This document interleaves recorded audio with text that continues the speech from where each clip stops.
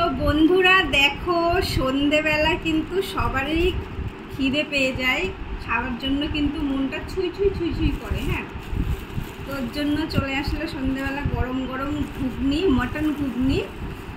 তো কার কার মটন ঘুগনি খেতে ভালো লাগে সেটা কিন্তু অবশ্যই কমেন্ট করে জানিও। তো আমি একটা বাটি নিয়ে এসেছি, কিন্তু একটা বাটিতে কিন্তু ধরলো না, এর জন্য আমি আবার কিন্তু অন্য বাটিতে ঢেলে দিলাম। তো আরও আছে দেখো এখানে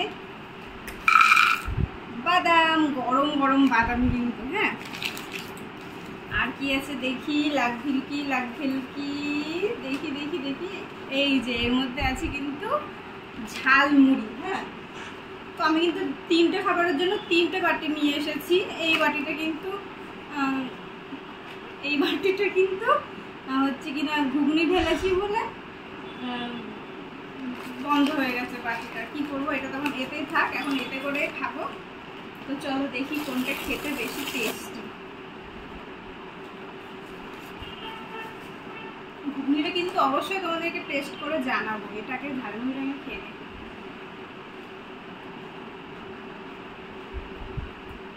ভালো, সেরকম কিছু মশলা দেওয়া নেই, দেখো পুরো সিম্পল। আমি ঘুগনিটা টেস্ট করে দেখবো কেমন খেতে।